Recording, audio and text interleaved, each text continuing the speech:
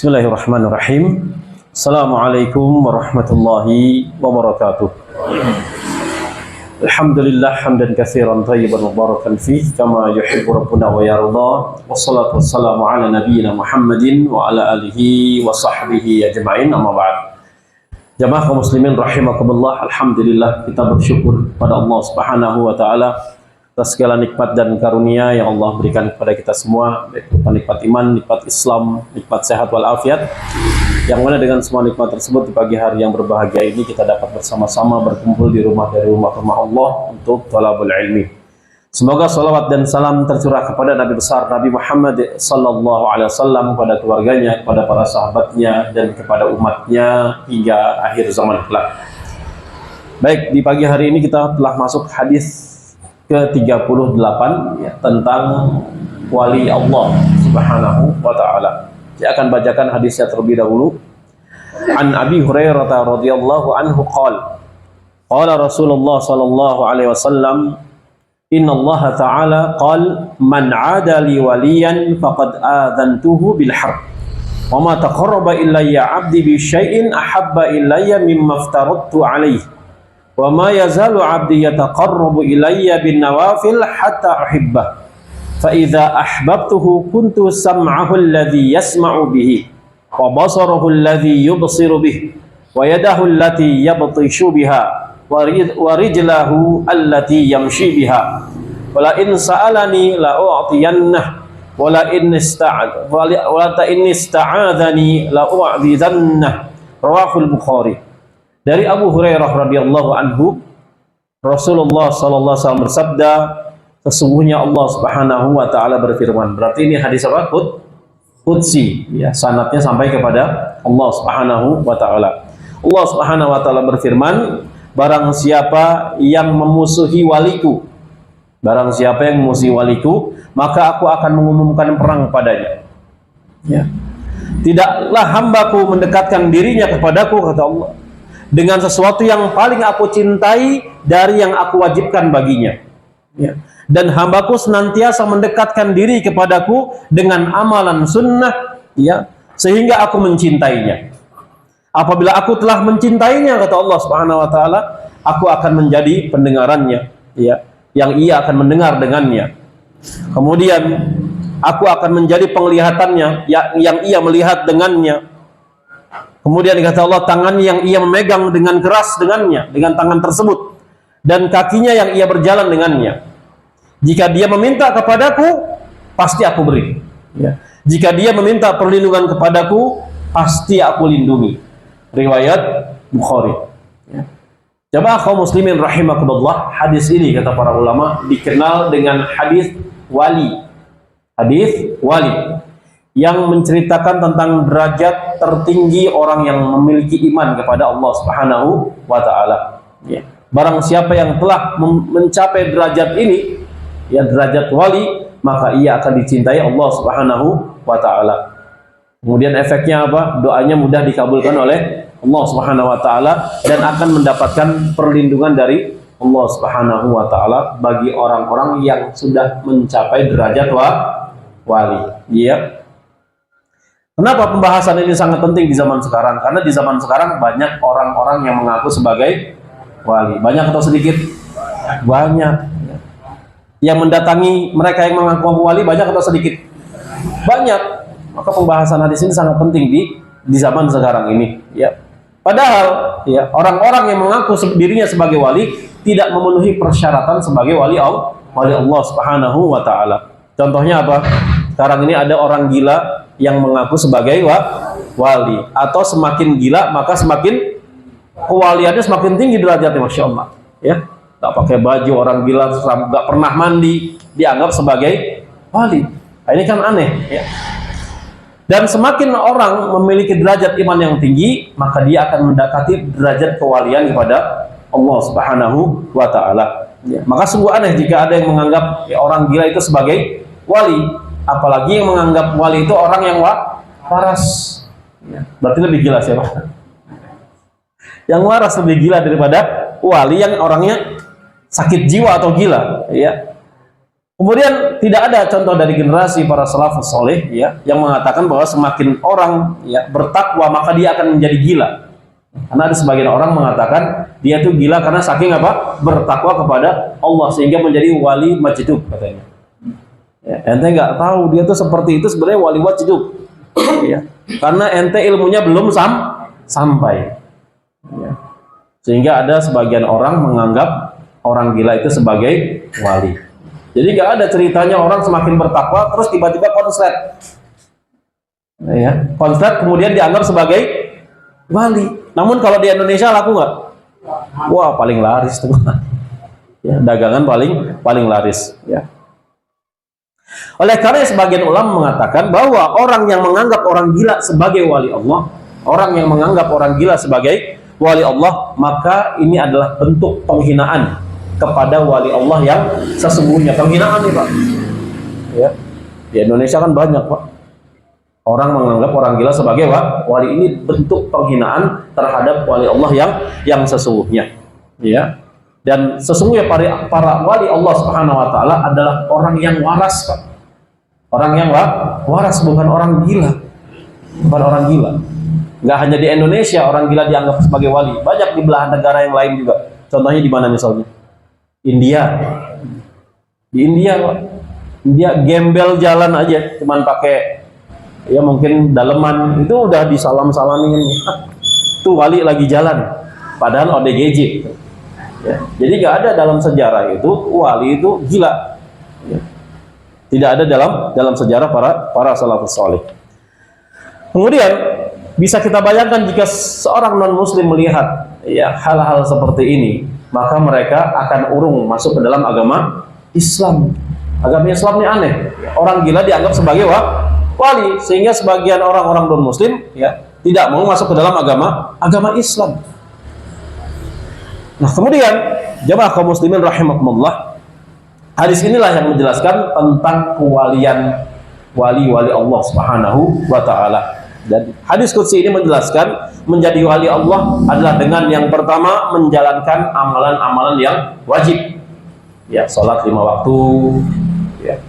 Masa wali Allah nggak sholat? Ada nggak? Bukan ada, banyak. Ngaku-ngaku wali namun nggak sholat. Ya. Jadi yang pertama menjalankan amalan-amalan yang wajib, sholat 5 waktu, puasa Ramadan, ya. Zakat yang wajib. Zakat yang wajib itu apa? Zakat fitrah, ya. Kemudian zakat mal dan sebagainya. Ya. Kemudian naik haji dan umrah bila mampu. Kemudian yang kedua senantiasa mendekatkan diri kepada Allah Subhanahu wa taala dengan amalan-amalan sunnah. Nah, ini syarat untuk menjadi wali Allah. Bukan nggak pernah sholat, nggak pernah beramal soleh dijadikan wali oleh orang yang rajin sholat pula. Ya, baik jemaah rahimakumullah, kata wali diambil dari kata al-wilayah, ya al-wilayah yang artinya an-nusrah, pertolongan, dan yang kedua al-mahabbah, cinta. Ya, cinta. Oleh karenanya dalam hadis ini Allah menyebutkan tentang kecintaannya terhadap wali Allah Subhanahu wa taala. Ya. Dan permasalahan wali Allah kata para ulama adalah permasalahan yang berkaitan dengan cinta Allah kepada hambanya. Jadi kalau Allah sudah menganggap kita sebagai walinya, maka Allah akan mencintainya dan akan menjaganya. Ya. Kemudian syarat untuk menjadi wali Allah, sebagaimana yang Allah firmankan dalam surat Yunus ayat 62 sampai 63, Allah berfirman, "Ala inna awliya Allahi la khaufun 'alaihim wa lahum yahzanun, alladzina amanu wa kanu yattaqun." Ya, ingatlah sesungguhnya wali-wali Allah itu tidak ada kekhawatiran terhadap mereka. Mereka di sini maksudnya orang-orang kafir, enggak ada rasa khawatiran. Kemudian tidak pula mereka bersedih hati. Ya, yang namanya wali Allah itu ketika ditimpa musibah tenang dia. Ya, tidak mudah bersedih hati dan juga nggak ada kekhawatiran. Nanti kira-kira anak saya bisa kuliah nggak ya? Ya. Nanti saya ke depannya gimana nih? Bisa ngasih makan anak-anak saya nggak? Biar itu bukan sifat wali Allah. Itu wali santri mungkin itu. Ya, wali murid. Ya. Kemudian kata Allah, alladzina amanu wa kanu yattaqun. Ya, yaitu orang-orang yang beriman dan mereka selalu bertakwa kepada Allah Subhanahu wa taala. Ya. Dan para ulama menyebutkan bahwasanya wali-wali Allah itu tidak takut terhadap perkara akhirat, kehidupan akhirat. Ya, karena mereka telah memiliki bekal apa? Iman dan takwa. Ya, karena sebaik-baik bekal wa tazawwadu fa inna khairaz zadi taqwa. Berbekalah kata Allah. Sungguh sebaik-baik bekal adalah ketakwaan kepada Allah. Ya. Jadi barang siapa yang telah menjadi Allah, dia tidak akan bersedih hati dan juga tidak akan khawatir terhadap perkara kehidupan dunia dan akhirat, karena dia punya bekal. Bekalnya apa? Iman dan takwa. Ya, imannya kokoh. Ya, ketakwaannya juga kokoh kepada Allah Subhanahu wa taala. Ya. Dan perkara yang membuat seorang gelisah dan takut itu apa? Makanya orang yang dianggap oleh Allah nggak pernah takut dia, Pak. Namun ada perkara-perkara yang membuat gelisah dan takut. Apa itu? Kemaksiatan dan dosa. Ya. Ketika orang berbuat maksiat, maka dia menjadi apa? Gelisah, hatinya gelisah dan takut. Ya. Maka ini bukan termasuk wali-wali Allah. Jemaah kaum muslimin rahimakumullah. Jadi tidak benar apabila barometer kewalian seseorang ya disebut juga dengan kesaktian. Ya, misalkan apa? Bisa berjalan di atas air, disebut wali Allah. Ya. Kemudian bisa apa? Terbang umpamanya. Ya. Kemudian ditusuk pakai belati atau pisau, ya, nggak berdarah. Wali Allah nih, masya Allah. Ada nggak orang seperti itu? Kebal? Ada. Bahkan di sebagian pondok yang miris ya Pak, santrinya diajarin ilmu kebal biar jadi wali Allah. Itu bukan wali Allah, itu wali setan. Wali setan. Jadi kalau anak kita mondok di pondok tersebut diajarkan ilmu-ilmu kebal, cepat-cepat keluarin. Ya, cepat-cepat keluarin dari pondok tersebut. Ya, itu bukan wali Allah, wali setan. Ya, wali setan. Ya. Kemudian para ulama mengatakan, Al-Laits bin Sa'ad rahimahullah mengatakan, idza ra'aitumur rajul yamshi 'alal ma' fala taqtaru bih hatta ta'ridu amruhu 'alal kitabi was sunnah. Jika kalian melihat seseorang berjalan di atas air, kata ulama salafus saleh, ya, maka kalian jangan heran, ya, jangan kagum, luar biasa bisa jalan di atas air, ya. Hatta ta'ridu amruhu 'alal kitabi was sunnah. Hingga kalian timbang amalannya dengan Al-Quran dan As-Sunnah. Kalau amalannya orang tersebut tidak sesuai dengan Al-Quran dan As-Sunnah, nggak usah heran. Ya. Bisa nggak? Bisa. Dengan bantuan siapa? Jin. Ya, dengan bantuan jin. Ya, kalau sekarang pesulap, bukan bantuan jin, pakai alat dia. Ya, bisa jalan di atas air. Tiba-tiba ada apa? Kaca yang tidak terlihat jalan. Namun kalau memang betul-betul ada orang bisa jalan di atas air, maka kata para ulama salafus saleh, Al-Laits ya bin Sa'ad rahimahullah, enggak usah heran, enggak usah kagum sampai engkau timbang amalannya dengan Al-Qur'an dan Sunnah. Dia orang yang bertakwa bukan? Kalau bukan, berarti bantuan jin, bukan wali Allah Subhanahu wa taala. Bahkan Imam Syafi'i rahimahullah mengatakan, bal idza ra'aitumur rajul yamshi 'alal ma' wa yatiru fil hawa fala taqtaru bihi hatta ta'ridu amruhu 'alal kitab. Bahkan jika kalian melihat seseorang berjalan di atas air dan terbang di udara, ditambahin sama Imam Syafi'i. Kalau Al-Laits bin Sa'ad, kalau kita lihat orang berjalan di atas air juga udah enggak usah heran. Kata Imam Syafi'i, kalau ente ngelihat orang berjalan di atas air plus dia bisa terbang di udara kayak burung, enggak usah heran. Tidak usah heran. Sampai kau timbang amalannya dengan Al-Quran dan Sunnah. Itu orang yang bisa terbang sama yang bisa jalan di atas air, sehari-harinya gimana? Sholat nggak? Nggak sholat, nggak usah heran. Berarti bantuan siapa? Jin. Iya, bantuan jin. Ada orang bisa mengeluarkan umpamanya apa? Atau memindahkan penyakit. Iya, penyakit. Ada orang punya penyakit asam urat, dipindahkan ke kambing umpamanya. Gak usah heran sampai kita timbang amalannya dengan Al-Quran dan Sunnah. Yang ngobatin nggak pernah sholat, ya udah gak usah heran, berarti bantuan siapa? Jin. Ya. Ada nggak model pengobatan semacam itu? Banyak Pak ya, banyak. Kasihan kambing zaman sekarang penyakitan Pak. Zalim itu manusia, dipindah-pindahin ke binatang. Ya. Kemudian jemaah kaum muslimin rahimakumullah, ya. Kenapa? Karena kata Imam Syafi'i, ya, berjalan di atas air dan terbang di udara itu amalan yang bisa dilakukan oleh setan. Ya, oleh setan. Setan itu kata sifat. Ya.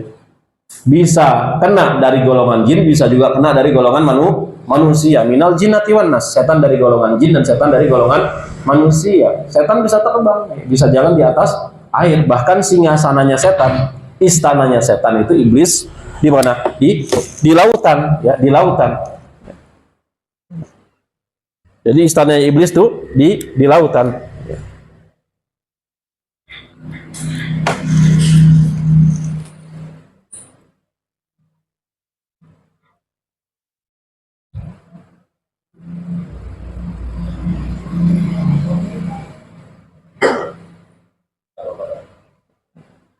Iya, kita lanjutkan.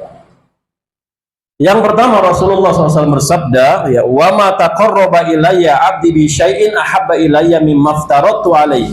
Tidaklah hambaku mendekatkan dirinya kepadaku dengan sesuatu yang paling aku cintai. Jadi kalau kita mau mendekat kepada Allah, ya, kita harus beramal dengan amalan yang Allah paling suka, yang Allah paling cinta. Apa itu? Yang aku wajibkan baginya. Berarti, ya, beramal dengan perkara-perkara wajib. Ya, salat zuhur, asar, maghrib, isya, zuhur. Ya. Maka orang-orang yang senantiasa mendirikan perkara-perkara yang Allah wajibkan, maka Allah akan mencintai orang tersebut. Ya. Dalam hal ini contohnya adalah sabda Nabi SAW tentang salat sunnah 2 rakaat. Tentang salat sunnah 2 rakaat. Beliau mengatakan, rakaatal fajri khairun minad dunya wa ma fiha. 2 rakaat sebelum subuh itu lebih baik daripada dunia dan seisinya. Kalau sholat sunnah saja, qobliyah subuh, memiliki keutamaan, memiliki dunia dan seisinya, apalagi sholat subuh. Ya. Maka di sini ada skala prioritas. Jangan sampai orang mendirikan, ya, hal-hal atau amalan-amalan sunnah, namun meninggalkan perkara yang wajib. Ya. Atau mendirikan perkara wajib dan meninggalkan sebagian perkara wajib yang lainnya. Contoh umpamanya, ya, pada bulan Ramadan, ya, kaum muslimin seluruh dunia mengerjakan puasa bagi yang mampu. Ya. Namun ada orang sebagian kaum muslimin, ya, dia berpuasa bulan Ramadan namun tidak sholat fardu. Ada nggak? Atau sholat fardu namun bolong-bolong umpamanya, dipilih-pilih sama dia. Maghrib baru sholat, ya, isya sholat, namun nanti apa? Zuhur dengan asar, ya, izin dulu. Ya, ada tidak? Ada, Pak. Ya. Ini bukan termasuk wali Allah. Ya. Bahkan para ulama mengatakan puasanya sah atau tidak? Puasa Ramadan namun nggak sholat. Ya. Bagian ulama mengatakan puasanya tidak sah. Bagaimana Nabi ngelengkap dulu syahadat, sholat, puasa. Ya. Dia habis syahadat, puasa, nggak sholat, langsung lengkap nomor 3. Ya. Kata para ulama, ya, puasanya tidak sah. Ya. Maka orang-orang yang senantiasa menjaga amalan-amalan wajib akan Allah cintai, karena Allah mencintai atau paling mencintai seorang hambanya yang dia mendekatkan dirinya dengan mendirikan amalan-amalan wajib. Ya. Kemudian berikutnya jemaah, yang kedua, Nabi SAW mengatakan, wa ma yazalu abdi yataqarrabu ilayya bin nawafili hatta uhibbah. Dan hambaku senantiasa mendekatkan dirinya kepadaku dengan amalan sunnahnya hingga aku mencintainya. Berarti dua ini di mix jemaah. Kalau kita amalan wajibnya oke, sudah aman, ya, sudah aman amalan wajibnya, berusaha mendekatkan diri kepada Allah dengan menambah amalan-amalan sunnah. Jadi jangan diremehkan perkara amalan-amalan sunnah, di mana sebagian orang suka menganggap remeh. Sunnah ini dikerjakan mendapat pahala, tidak dikerjakan tidak apa-apa. Ini meremehkan amalan-amalan sunnah. Padahal fungsi amalan sunnah di sini yang pertama untuk menambal kekurangan pada amalan wajib, yang kedua untuk mendekatkan diri kepada Allah, Subhanahu wa taala. Ya, maka dia telah mencapai derajat kewalian, kepada Allah. Nah, kemudian dampaknya apa atau efeknya apa jika Allah Subhanahu wa taala telah mencintai seorang hamba, dianggap sebagai wali Allah sehingga Allah cinta terhadap hamba tersebut. Ada beberapa dampak atau efek ya terhadap orang-orang yang telah Allah anggap sebagai walinya. Yang pertama, ya, Allah Subhanahu wa taala akan menjaga pendengarannya. Nabi SAW bersabda, "Kuntu sam'ahul ladzi yasma'u bihi." Aku yang pendengarannya yang ia mendengar dengannya. Aku yang menjadi pendengarannya yang ia mendengar dengannya, dengan telinganya. Maksudnya apa? Kata para ulama, maksudnya telinganya akan dibimbing Allah untuk mendengar hanya hal-hal yang baik. Iya. Allah nggak ridho walinya itu telinganya digunakan untuk mendengar hal-hal yang buruk. Contohnya apa? Mendengar apa? Yang buruk-buruk apa yang masuk telinga? Musik. Musik baik atau buruk? Tergantung Ustaz. Buruk jemaah. Ya. Itu Allah akan jaga telinganya walinya Allah. Ya. Walaupun mungkin di zaman sekarang agak sulit menghindari, misalnya kita ke mall gitu ya. Ada wali Allah ke mall ya. Mau nggak mau kan denger, ya nggak? Atau ke restoran, ke rumah makan. Ya. Mau tidak mau dia dengar musik. Namun ya orang yang telah menjadi Allah, hatinya itu akan apa? Gelisah. Akan gelisah, Pak. Coba kalau yang bukan wali Allah, goyang-goyang dia. Kencangin lagi, bro. Tapi kalau jadi wali Allah, dia lagi makan di restoran, dengar musik, gelisah. Astagfirullah. Ya. Pak, bisa dimatikan nggak musiknya? Nggak mungkin. Ya. Ada sebagian restoran tetap nggak mau mematikan. Ya. Maka dia akan gelisah. Mungkin dia akan cepat-cepat makannya atau bungkus. Ya udah kalau gitu saya bungkus aja, Pak. Nggak nyaman saya makan di sini. Telinganya dibimbing oleh Allah Subhanahu wa taala dari mendengar hal-hal yang buruk, dijaga oleh Allah Subhanahu wa taala. Itu kalau Allah sudah cinta sama seorang hamba. Makanya Pak Imam Syafi'i rahimahullah, kalau ke pasar ya, beliau melakukan kebiasaan apa? Menutup kupingnya dengan kapas. Masya Allah. Ya. Kenapa? Setiap ada hal-hal buruk yang Imam Syafi'i dengar langsung hafal. Dan Imam Syafi'i nggak ridho, nggak mau. Ya. Imam Syafi'i itu punya sifat cepat hafal, sulit lupa. Cepat hafal, sulit lupa. Baru dengar aja hafal, lupanya sulit. Kalau kita gimana?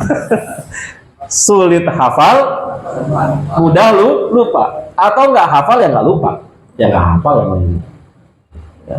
Imam Syafi'i setiap ke pasar tutup telinga. Nggak mau mendengar hal-hal yang buruk. Wali Allah itu. Ya. Ya, cuman kita jangan bikin sensasi kayak Imam Syafi'i ya. Pakai kapas, gantilah, nggak enak bisa pakai kapas, pakai headset, nggak tadi dengar musik. Ini contoh apa? Wali Allah dijaga pendengarannya. Ya. Jadi kalau antum cek and recheck, kalau ke tempat-tempat umum dengar-dengar hal-hal yang buruk, nyaman atau gelisah? Ya. Kalau gelisah, mudah-mudahan sudah ada ya benih-benih wali Allah Subhanahu wa taala. Namun kalau kita menikmati ya, iya musik haram tapi kakinya goyang-goyang sambil makan tuh. Repot itu. Ya. Jadi telinganya akan Allah jaga dari hal-hal yang buruk. Contohnya musik. Kemudian apa lagi? Hal-hal yang buruk yang masuk ke telinga. Gibah. Ya, aduh nggak nyaman kita, nggak nyaman. Ya. Kemudian apa? Fitnah. Ya. Telinga kita nggak nyaman. Ya. Kemudian apa? Namimah. Namimah itu apa? Adu domba. Ya. Dengar hal-hal yang buruk, wali Allah tuh nggak nyaman. Ya. Dia tinggalkan tempat tersebut. Nah, ini derajat wali Allah. Allah jaga pendengarannya. Ya. Biar kenapa? Begitu mendengar, masuknya kemana? Ke hati. Ya. Hal-hal yang buruk bisa menyebabkan penyakit hati. Hati yang tadinya bersih jadi kotor karena mendengar hal-hal yang buruk. Ya, maka dampak yang pertama Allah akan jaga pendengarannya. Ya, ketika Allah sudah menyintai seorang hamba. Ya. Kemudian dampak atau efek yang kedua, jika Allah telah mencintai seorang hamba, Allah akan jaga penglihatannya. Ya, penglihatannya. Nabi mengatakan, wa basarahu alladzi yubsiru bihi. Aku menjadi penglihatannya, kata Allah, ya, yang ia melihat dengannya, yaitu dengan kedua matanya. Allah jaga matanya dari melihat hal-hal yang buruk. Contohnya apa? Melihat hal-hal yang buruk. Ya, melihat hal-hal yang Allah haramkan. Ya, Allah akan jaga pandangannya. Ya. Makanya kata Nabi SAW, ya, ketika pandangan pertama itu masih dimaafkan. Namun pandangan yang kedua, ketiga dan seterusnya itu adalah dosa. Adalah dosa. Jadi misalnya kalau ada perempuan, ya, antum nggak sengaja mandang pertama itu masih dimaafkan. Namun kalau sudah kedua, ketiga, apalagi sampai 100 kali, itu semuanya sudah dosa. Ustaz kalau gitu pas pandangan pertama jangan lepas dong. Ya jangan. Ya. Modul basar, tundukkan pandangan. Allah jaga mata kita dari melihat hal-hal yang Allah haramkan. Mengintip yang bukan haknya, ya, hatinya akan gelisah. Orang yang suka ngintip wali Allah bukan. Ini bukan wali setan. Maka Allah akan jaga penglihatannya dari melihat hal-hal yang Allah haramkan. Kemudian dampak yang ketiga, jika Allah telah mencintai seorang hamba menjadi walinya, yang ketiga adalah Allah Subhanahu wa taala akan menjaga kedua tangannya. Akan menjaga kedua tangannya. Nabi SAW bersabda, "Wa yadahu allati yabtishu biha." Aku menjadi tangannya yang ia memegang dengan keras dengan kedua tangan tersebut. Allah jaga tangannya dari perbuatan zalim, dari menyakiti seorang muslim. Ya. Tangannya akan Allah gunakan untuk hal-hal kebaikan. Contohnya apa? Sedekah. Kalau yang begini gimana? Wali Allah bukan? Enggak, bukan wali Allah. Yang minta-minta bukan wali Allah, jemaah. Minta-minta itu keburukan. Ya. Minta-minta itu keburukan, mengemis itu keburukan. Makanya kata Nabi SAW, akan ada di akhirat nanti seorang dibangkitkan di hari kiamat dalam keadaan wajah tanpa daging. Kemudian para sahabat bertanya, siapa mereka wahai Rasulullah? Mereka adalah orang yang suka minta ngemis. Nanti di akhirat kelak di hari kiamat pada mahsyar dibangkitkan oleh Allah dalam wajah yang tanpa daging. Gumpal-gumpal wajahnya, nggak ada daging, tengkorak. Maka Allah akan bimbing tangannya untuk hal-hal yang baik saja, untuk menolong, untuk membantu, untuk bersedekah, berinfak, ya, untuk menulis, ya, hal-hal yang bermanfaat dan sebagainya. Kemudian dampak yang berikutnya, yang keempat, ya, dari hamba yang Allah cintai, yang keempat adalah Allah Subhanahu wa taala akan menjaga kakinya. Akan menjaga kakinya. Nabi SAW bersabda, "Rijlahul lati yamshi biha." Dan aku akan menjadi kakinya yang ia berjalan dengannya. Ya. Maka Allah akan bimbing langkah kakinya ke tempat-tempat yang baik, ke hal-hal yang bermanfaat. Contohnya mana? Ke majelis ilmu. Ada Allah bimbing tuh. Dibimbing langkah kakinya ke majelis ilmu, dibimbing langkah kakinya ke tempat-tempat yang baik. Salah satu tempat baik di permukaan bumi mana, Pak? Masjid, ke masjid untuk sholat, untuk beribadah, untuk ngaji. Allah bimbing. Ya. Kita punya kaki dikasih nikmat sama Allah, dua kaki. Ada sebagian orang, ya, dicabut nikmatnya satu kaki, masya Allah. Ya. Begitu punya dua kaki nggak pernah ke masjid. Begitu dicabut nikmatnya satu kaki, ya, hanya tinggal satu, baru sadar. Coba kemarin pas saya sehat punya dua kaki, rajin ke masjid. Kakinya tinggal satu, baru dapat hidayah. Akhirnya memaksakan diri menuju masjid karena diamputasi. Ada tidak orang seperti ini? Ada. Makanya Pak, kita dikasih nikmat kedua kaki, kedua tangan, kedua mata, ya, gunakan sebaik-baiknya karena hidup ini hanya sekali. Ada orang, ya, kuat berjalan, kuat mendaki gunung, jaraknya mungkin, ya, ratusan kilometer dari sini umpamanya. Ya, dia kuat. Namun ketika azan berkumandang, jaraknya dari masjid ke rumahnya hanya berapa? Ya, hanya mungkin 200 meter lah, ya, atau 300 meter. Nggak kuat. Kalau ke gunung kuat. Ke gunung kuat. Anak-anak muda. Jadi seolah-olah masjid itu hanya untuk pensiunan. Yang belum pensiun dilarang masuk masjid. Maka kita dapati masjid-masjid itu kebanyakan yang muda-muda atau yang sudah lansia. Lansia. Yang muda-muda sedih kita. Ya. Mudah-mudahan, ya, anak-anak muda kita diberikan hidayah oleh Allah Subhanahu wa taala, ya, untuk apa? Meramaikan masjid-masjid kaum muslimin, karena masjid itu bukan untuk pensiunan, ya. Masjid itu lintas usia. dari anak-anak belum balik juga boleh ke masjid. Ya. Bahkan nanti kalau sudah mati pun dipaksa ke masjid untuk disolatkan. Jadi barang siapa yang Allah telah mencintainya, maka Allah juga akan membimbing kakinya. Iya, berjalan ke tempat-tempat kemaksiatan, ke diskotik, ya. Kemudian ya, ke tempat-tempat klub malam. Ya, ini bukan wali dari wali-wali Allah. Kemudian yang kelima, ya, dampak dari Allah jika mencintai hambanya. Yang kelima, Allah akan menjaga pikirannya. Pikiran juga dijaga sama Allah Subhanahu Wa Taala ketika Allah sudah mencintai seorang hamba. Ya. Kata Nabi SAW, kuntu qalbahul ladzi ya'qilu bih. Aku menjadi hatinya, kata Allah, yang ia berpikir dengannya. Jadi hati kita juga dijaga oleh Allah. Ya. Karena hati ini semua muara amal itu ada di hati. Ya. Niat itu adanya di mana? Di lisan atau di hati? Di hati. Bahkan kata para ulama, niat itu lebih sampai kepada Allah sebelum kita beramal.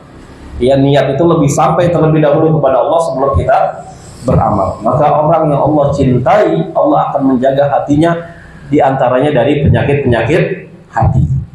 Apa saja penyakit hati? Hasad. Ya, hasad itu iri dengki itu hasad. Ya. Orang yang punya penyakit hasad, dia bukan termasuk wali Allah, karena hatinya kotor, Pak. Ya. Kemudian ujub itu apa? Bangga diri. Amalan sedikit bangga, dikit-dikit selfie, sedikit-sedikit selfie. Sholat tahajud lagi tahiyat pakai video terus. Tahiyat akhir aja pakai video. Dapat witir 1 rakaat aja upload status. Ya, ente upload status witir 1 rakaat. Ane kemarin 11 rakaat nggak upload. Ya, besok uploadnya gitu. Ya sekarang masya Allah, Pak. Ya. Dijaga hatinya oleh Allah Subhanahu Wa Taala. Dari riya, ya, riya ini penyakit hati, bahkan termasuk kesyirikan, meskipun sebagian ulama memandangnya syirik kecil. Ya. Sum'ah juga penyakit hati. Sum'ah itu apa definisinya? Beramal ingin didengarkan oleh manusia. Dia nggak dapat pujian, akhirnya sum'ah. Ya, ente tahu nggak? Kenapa kaki aneh bengkak-bengkak? Oh nggak tahu, Pak. Iya nih seminggu ini aneh sholat tahajud terus. Apa-apa dia bengkak, aneh ridho. Ya, itu semua, masya Allah. Jadi antum bengkak karena tahajud seminggu ya, masya Allah, luar biasa. Dapat pujian. Jadi dosanya double, Pak. Sudah sum'ah riya. Orang kalau punya penyakit hati nggak dapat pujian, dia agak berat hatinya, Pak. Kok nggak ada yang muji saya? Ya? Repot dia. Akhirnya apa? Dia ingin cerita, curhat. Ya, akhirnya dapat pujian. Nah, ini bukan termasuk wali Allah. Orang yang menjadi wali Allah, hatinya, pikirannya Allah jaga. Ya, hatinya dan pikirannya Allah jaga. Ya. Kemudian yang keenam, Allah Subhanahu Wa Taala akan menjaga lisannya. Ya, lisannya. Nabi SAW bersabda, "Walisanahul ladzi yantiqu bihi." Dan aku menjadi lisannya yang ia berucap dengan lisannya tersebut. Ya, jadi Allah jaga lisannya dari hal-hal yang buruk. Dia hanya berkata yang baik-baik saja. Dan sebaik-baik perkataan itu apa? Al-Quranul Karim. Orang yang menjadi wali Allah, lisannya itu senantiasa dipergunakan untuk membaca Al-Quran. Al-Quran itu sebaik-baik zikir, sebaik-baik perkataan. Kitabullah. Ya, sebaik-baik perkataan itu kitab Al-Quran, perkataan Allah Subhanahu Wa Taala. Jadi kalau kita lihat ada orang setiap hari rajin baca Quran, ya, atau mungkin di diri kita, ya, hobinya apa? Hobi baca Quran. Oh, masya Allah. Mudah-mudahan ya termasuk salah satu wali dari wali-wali Allah Subhanahu Wa Taala. Namun baca Al-Quran itu ibadah itu harus ikhlas, kemudian sesuai dengan tuntunan Nabi SAW. Lisannya tidak akan digunakan untuk keburukan. Ya, contohnya apa lisan digunakan untuk keburukan? Untuk menggunjing saudara sama muslim, ya, ghibah, untuk memfitnah saudara sama muslim, untuk mengadu domba, ya, dan sebagainya. Ya. Kemudian jemaah kaum muslimin, nah ini adalah dampak atau efek ketika Allah Subhanahu Wa Taala telah mencintai seorang hambanya menjadi wali dari wali-wali Allah Subhanahu Wa Taala. Ya. Jadi ini ciri-ciri dari wali-wali Allah, bukan orang yang bisa berjalan di atas air, orang yang bisa terbang, yang kebal terhadap senjata tajam. Ya. Oleh karenanya tidak semua orang yang mengaku wali lantas kita anggap sebagai wali, ya, Mas. Jadi hati-hati zaman sekarang. Kalau ada orang mengaku sebagai wali Allah, tidak lantas kita anggap sebagai wali, karena zaman dahulu juga banyak yang ngaku-ngaku sebagai wali Allah Subhanahu wa taala. Seperti siapa? Seperti orang-orang Yahudi dan Nasrani. Ya, orang-orang Yahudi dan Nasrani, mereka mengaku sebagai wali dari wali-wali Allah. Di surat Al-Maidah ayat 18, ya.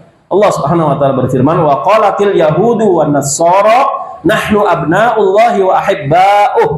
Ya, orang-orang Yahudi dan Nasrani mengatakan, kami ini adalah anak-anak Allah.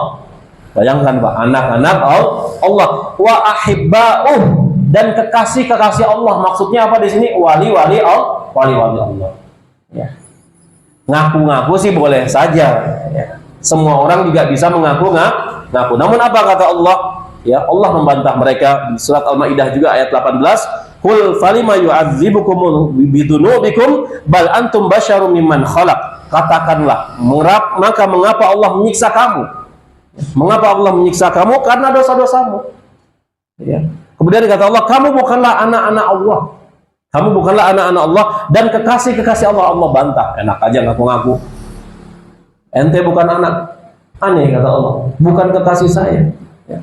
Tetapi kamu adalah manusia biasa. Basyar itu manusia biasa, bukan wali Allah. Ya. Di antara orang-orang yang diciptakan oleh Allah Subhanahu wa taala. Jadi dulu juga pernah, Pak, ngaku-ngaku sebagai wali-wali Allah. Siapa? Orang-orang Yahudi dan orang-orang Nasrani. Makanya orang-orang Yahudi itu mereka mengaku sebagai ras yang spesial di atas permukaan bumi, sehingga mereka boleh apa? Melakukan apa saja yang mereka kehendaki, boleh membunuh, ya. Boleh semuanya, dan mereka tidak akan ditimpakan dosa oleh Allah. Kenapa? Karena mereka mengaku sebagai anak Allah. Yang namanya anak dimanja nggak sama orang tuanya? Dimanja, ya, ditolongin, dan kekasih Allah. Maka orang-orang Yahudi, orang Nasoro ini, ya, mereka menganggap bebas melakukan apa saja di dunia. Bahkan ada yang namanya pemutihan dosa. Ya, kalau di Nasrani kan gitu ya. Kalau berbuat dosa, datang ke tempat ibadahnya, kemudian pemutihan dosa, nebus. Ya, nebus, nggak tahu nebusnya pakai apa, Pak? Fulus biasanya. Fulus. Wanipiro. Dosanya dosa apa ya? Oh, dosanya. Tapi hitung dulu kan kalkulator. Oh, segini nih. Pemutihan dosa. Ya.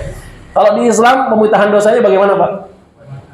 Kalau dosa kecil, ya, kalau ingin dihapus, kita melakukan dosa kecil dengan memperbanyak amalan soleh.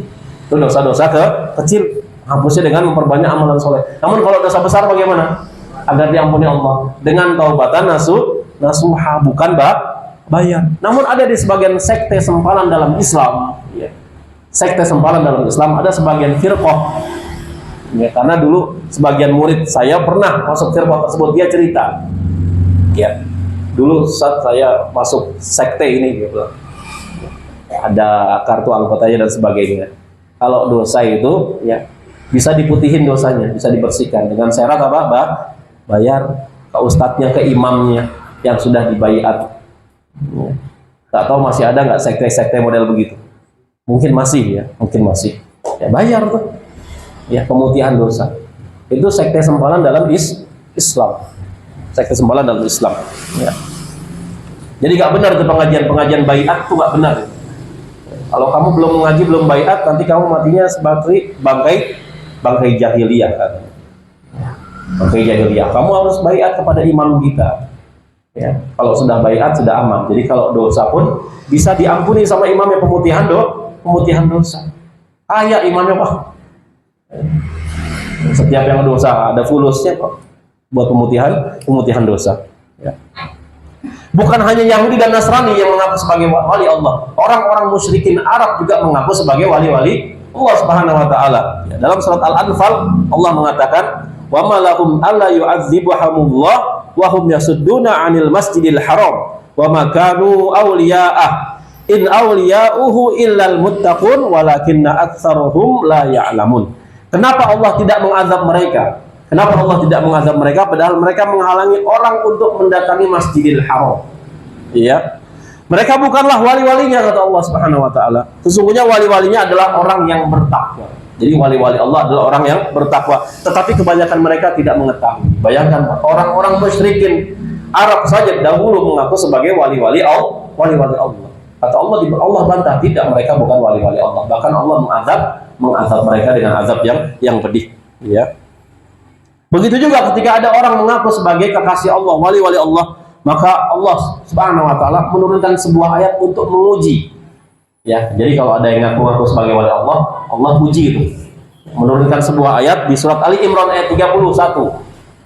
Ini ujian Allah kepada orang yang mengklaim dirinya sebagai wali Allah. Apa kata Allah? Qul in kuntum tuhibbunallah fattabi'uni yuhibbukumullah wa yaghfir lakum dzunubakum wallahu ghafurur rahim. Katakanlah, kata Allah, jika kamu benar-benar mencintai Allah, ya, ngaku-ngaku sebagai wali Allah, ya, fattabi'uni, maka ikutilah aku. Aku di sini siapa? Rasulullah Shallallahu Alaihi Wasallam. Maka ikutilah sunnahku.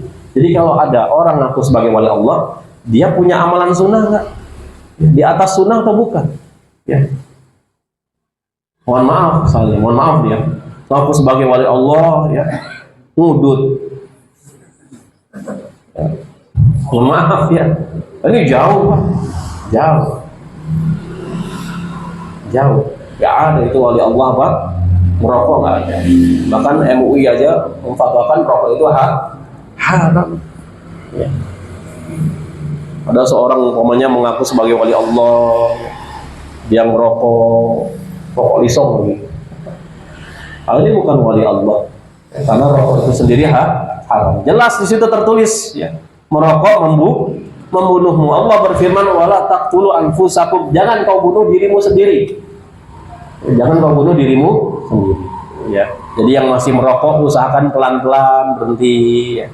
Siang ya. Ya. Keluarga kita kalau merokok di rumah kan keluarga jadi perokok pasif. Ya. Yang bahaya yang aktif atau yang pasif? Apa yang abstain? Yang pasif, kasihan keluarga kita, apalagi di depan anak-anak kita. Ya. Fattabi'uni, kemudian apa? Ya. Yuhibbukumullah, maka efeknya Allah akan mencintaimu. Jadi kalau kita mengikuti sunnah Nabi, maka efeknya adalah akan dicintai oleh Allah Subhanahu wa taala. Makanya jangan remehkan sunnah, perkara sunnah. Kita mengamalkan sunnah sekecil apapun umpamanya. Contoh, sunnah yang gampang diamalkan apa buat laki-laki? Apa? Memelihara jenggot. Gampang apa susah? Gampang, nggak usah beli cukuran. Gampang. Yang susah kan kalau beli cukuran mesti ngeluarin apa? Uang. Ya. Memelihara itu mudah. Ya. Fattabi'uni, kalau ente ngaku-ngaku wali Allah, cobalah ikuti Nabi SAW. Ya, sunnahnya Nabi yang paling mudah. Oh, usah jauh-jauh, nggak ngeluarin biaya, melihara jenggot. Melihara jenggot ngeluarin biaya nggak? Kalau yang nggak punya jenggot, yang nggak usah beli obat jenggot, nggak usah. Itu takalluf, memberat-beratkan diri. Biar dia tumbuh alami saja. Ya, fattabi'uni, kata Allah. Ikutilah Nabi SAW dalam segala perkara, ya, yang paling mudah. Kemudian apa lagi di antara sunnah Nabi SAW? Ya, umpamanya celana di atas mata kaki, ya mudah, gampang. Ya. Bilang kebanjiran nggak jadi masalah. Ya. Nah, ini termasuk sunnah dari sunnah Nabi SAW. Orang taunya, ya, mengangkat celana di atas mata kaki hanya dalam keadaan sholat saja. Ya, sebagian orang awam taunya itu, ya, ketika mau sholat baru digulung apa di atas mata kaki. Padahal itu berlaku di dalam sholat dan juga di luar sholat. Ya, itu menunjukkan ketakwaan kepada Allah Subhanahu wa taala. Menjulurkan pakaian, ya, melewati mata kaki itu disebut dalam Islam sebagai apa? Bentuk kesombongan. Ya, kesombongan. Makanya pakaian laki-laki beda dengan pakaian wanita. Kalau pakaian wanita itu harus nyengser ke tanah, Pak. Ya, tanah itu sebagai apa? Toharohnya, mensucikan dari najis untuk wanita. Namun kalau laki-laki di atas mata kaki. Kemudian Nabi memberikan toleransi, semata kaki boleh, namun jangan lebih. Ya, ini dalam Islam pakaian saja sampai diatur sedemikian rupa. Ya. Kalau kaos kaki berarti gimana Ustaz? Ini yang namanya isbal, itu menjulur dari atas ke bawah, bukan dari bawah ke atas. Jadi pakai kaos kaki nggak jadi masalah. Ya, ini yang menjulur dari atas ke bawah, baik berupa sarung, celana, gamis dan sebagainya. Ya. Jadi jangan remehkan perkara-perkara sunnah. Dampaknya Allah akan menyukai hamba yang mengamalkan amalan-amalan sunnah tersebut. Kemudian apalagi wa yaghfir lakum dzunubakum, dan Allah akan mengampuni dosa-dosa mereka. Dengan kita mengikuti sunnah Nabi SAW, dicintai Allah itu yang pertama. Kemudian dosa-dosa kita diampuni oleh Allah Subhanahu wa Ta'ala. Wallahu ghafurur rahim. Maka Allah Maha Pengampun lagi Maha Penyayang. Ya. Kemudian jika ada orang mengaku sebagai wali, maka kita lihat terlebih dahulu bagaimana amalannya. Apakah sesuai dengan Al-Quran atau tidak? Ya. Apakah sesuai dengan Al-Quran atau tidak? Bahkan sebagian ulama mengatakan, jika ada orang yang mengaku sebagai wali, maka ia bukanlah wali. Ya. Jika ada orang mengaku sebagai wali, ketahuilah dia bukan wali. Kadang wali Allah tuh nggak bisa diklaim, Pak. Ya. Nggak bisa diklaim. Tiap hari pakai gamis, udang-udang, bawa tongkat, padahal masih muda, bisa jalan normal ya. Kok bawa tongkat? Saya kan wali, Pak. Saya kan wali. Jadi kalau ada orang mengaku sebagai wali Allah, kata para ulama, ketahuilah dia bukan wali Allah, bukan. Karena wali Allah itu nggak bisa diaku-aku, nggak bisa diklaim, nggak bisa. Allah berfirman di surat An-Najm ayat 32, ini dalilnya. Fala tuzakku anfusakum huwa a'lamu bimanittaqo. Maka janganlah kamu mengatakan dirimu suci. Jangan merekomendasikan diri kita sendiri. Kita sebagai wali, saya orang suci. Tak boleh kata fala tuzakku anfusakum. Maka janganlah kamu mengatakan dirimu suci. Tak boleh ya, Mak. Ngaku-ngaku sebagai wali Allah, nggak ada yang itu dalam Islam. Ya. Huwa a'lamu bimanittaqo. Dialah, maksudnya Allah yang paling mengetahui apakah kamu bertakwa atau tidak. Di zaman sekarang ini sangat banyak yang mengaku wali-wali Allah. Ya, maka hati-hati orang-orang semacam ini, ya, dia bukan termasuk wali dari wali-wali Allah. Kita lihat dulu amalannya sesuai Al-Quran dan Sunnah atau tidak. Ya, apalagi sampai ngaku-ngaku wali, maka jangan dekat-dekat, jangan hadir ke pengajiannya. Ya. Dan juga bukan jaminan kalau dia umpamanya keturunan Nabi SAW, ya, kemudian dia mengklaim dirinya sebagai wali, ini juga belum tentu. Ya, jangan kau sucikan dirimu sendiri kan. Ya. Makanya salah satu bentuk kesyirikan itu timbul awalnya bermula dari apa? Berlebih-lebihan terhadap orang yang dianggap solih. Itu benih-benih kesyirikan. Ya. Berlebih-lebihan dari orang-orang yang dianggap solih. Ya. Nanti orangnya solih tersebut meninggal, ya. Awal-awalnya dibikin apa? Lukisan dulu, ya, dibikin lukisan atau fotonya dipajang. Nggak puas akhirnya dibikin patung. Nggak puas akhirnya disembah. Ya, ini benih-benih kesyirikan kepada orang-orang yang dianggap soleh. Ya. Kemudian jika ada orang yang mengaku sebagai wali Allah, namun ia selalu membela orang-orang kafir, dia selalu bela orang-orang kafir, ketahuilah mereka bukan wali Allah. Ya. Contohnya, umpamanya ada seorang kiai, ada seorang ustadz, ada seorang dai, ngaku sebagai wali Allah, namun kenyataannya membela-bela orang kafir. Ada nggak sekarang? Ada. Ya. Ketahuilah mereka bukan wali Allah. Kata siapa? Kata Allah di surat Al-Maidah ayat 54. Allah mengatakan, ya ayyuhalladzina amanu man yartadda minkum an dinihi fasawfa ya'tillah biqaumin yuhibbuhum wa yuhibbunahu adzillatin 'alal mu'minin izzatin 'alal kafirin yujahiduna fi sabilillah wa la yakhafuna lawmata la'im dzalika fadlullahi yu'tihi may yasha wallahu wasi'un 'alim. Hai orang-orang yang beriman, kata Allah, barang siapa di antara kamu yang murtad dari agamanya,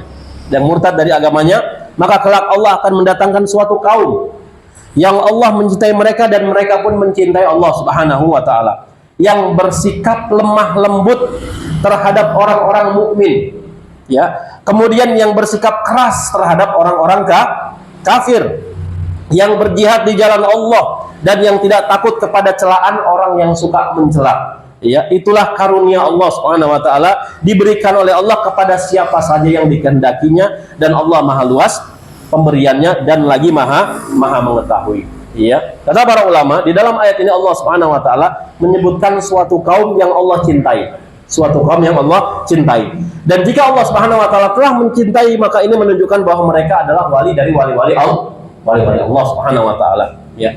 Ciri-ciri mereka di surat Al-Maidah ayat 54, yang pertama, lembut terhadap kaum mukminin dan keras terhadap orang-orang kafir. Bukan sebaliknya, keras terhadap kaum mukminin, lembut terhadap orang-orang kafir.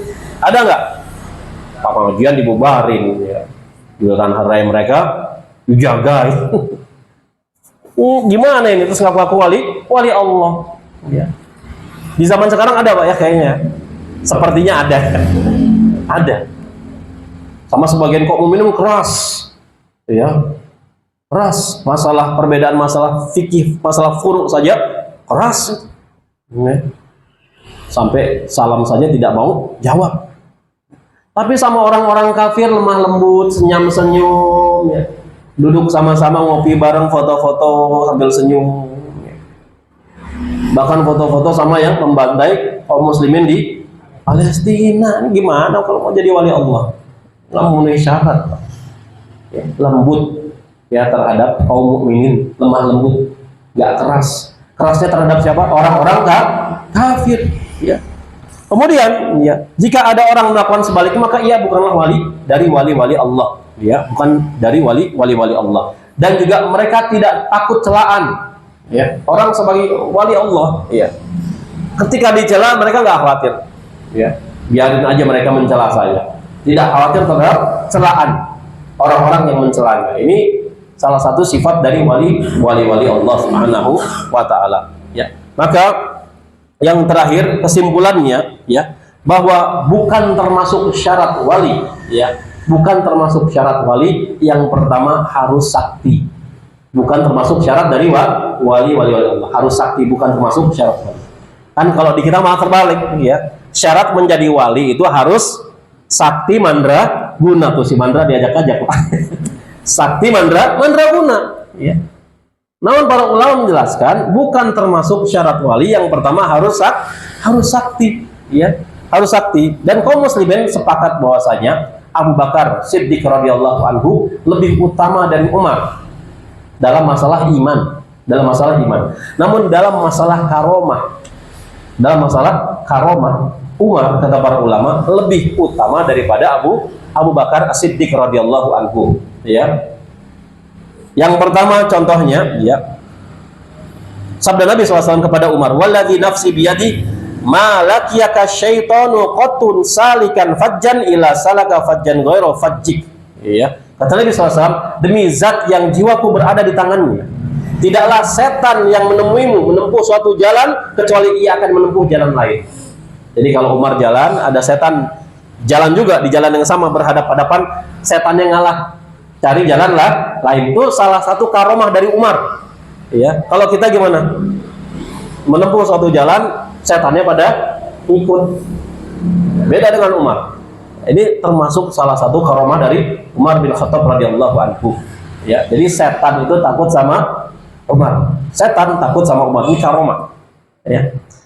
Kemudian begitu juga ketika Umar radhiyallahu anhu sedang lagi berkhutbah depan para sahabat di Masjid Nabawi, kemudian mendapatkan karomah dari Allah. Ia diperlihatkan pasukan yang telah ia kirim ke medan perang yang terdesak oleh musuh. Umar mengatakan dalam khutbahnya, "Ya Sariyah al-Jabal, ya Sariyatul Jabal." Wahai Sariyah.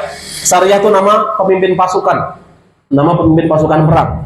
Kata Umar ketika lagi di Masjid Nabawi ketika khutbah, diperlihatkan oleh Allah, ya, keadaan di medan perang. Sariyatul Jabal, Sariyatul Jabal. Wahai Sariyah, pergi ke gunung. Karena ketika itu kaum muslimin sedang terdesak. Ini juga salah satu karomah Umar, ya, radhiyallahu anhu, ya. Kemudian Nabi juga bersabda, "Lau kana nabiyyu ba'di lakana Umar bin Khattab." Seandainya ada nabi setelahku, kata Nabi SAW, ya, tentunya Umar bin Khattab radhiyallahu anhu yang akan menjadi nabi. Ini juga menunjukkan salah satu karomah, ya, karomah Umar bin Khattab. Kemudian juga Nabi mengatakan tentang Umar, "Innallaha wada'al haqqa 'ala lisani Umar yaqulu bih." Sesungguhnya Allah Subhanahu wa taala meletakkan kebenaran pada lisan Umar. Meletakkan kebenaran pada lisan Umar yang ia berbicara dengannya, ya. Bahkan ide atau usulan Umar radhiyallahu anhu yang ditolak oleh para sahabat dan juga yang ditolak oleh Nabi SAW, Allah turunkan ayat karena ide dan usulan dari Umar. Masya Allah, Allah turunkan ayat, ya. Namun Abu Bakar As-Siddiq lebih beriman, imannya lebih tinggi dibandingkan Umar bin Khattab radhiyallahu anhu. Nabi mengatakan, "Lau wuzina imanu Abi Bakrin bi imani ahlil ardi la rajaha bihim." Nabi mengatakan, seandainya keimanan Abu Bakar As-Siddiq ditimbang dengan keimanan penduduk bumi. Jadi iman Abu Bakar As-Siddiq radhiyallahu anhu ditimbang di mizan, satu mizan, kemudian iman penduduk bumi ditimbang di mizan berikutnya, maka kata Nabi SAW, niscaya keimanan Abu Bakar As-Siddiq lebih berat, insyaallah, ya, lebih berat. Ya. Kemudian ya, syarat ya, bukan menjadi syarat untuk menjadi wali Allah adalah yang kedua, harus maksum, tidak pernah salah. Ya. Itu bukan merupakan syarat, ya. Karena sesungguhnya seorang wali Allah tentu saja mungkin jatuh dalam kesalahan, mungkin ya Pak? Mungkin, karena tidak maksum. Tidak ada yang maksum kecuali siapa? Nabi SAW. Imam Abu Hanifah pernah salah, Imam Malik pernah salah, pernah berbuat salah, ya. Imam Syafi'i pernah berbuat salah, Imam Ahmad bin Hanbal pernah berbuat salah, padahal mereka wali dari wali-wali Allah. Namun namanya juga anak Adam, ya. Kullu bani Adam khata'un. Setiap anak Adam pasti berbuat salah, pasti berbuat dosa. Ya, wa khairu khata'in at-tawwabun. Namun ada solusinya. Ya, sebaik-baik orang yang berbuat salah, berbuat dosa, yang bertobat kepada Allah Subhanahu wa taala. Makanya pembahasan di sini sangat penting di zaman sekarang, karena banyak sekali di zaman sekarang orang yang mengklaim dirinya sebagai wali dari wali-wali Allah. Dan tadi saya bahas, barang siapa yang mengklaim dirinya sebagai wali dari wali-wali Allah, ketahuilah dia bukan termasuk wali Allah Subhanahu wa taala. Wallahu a'lam bishawab. Saya pikir cukup. Ada sesi sedikit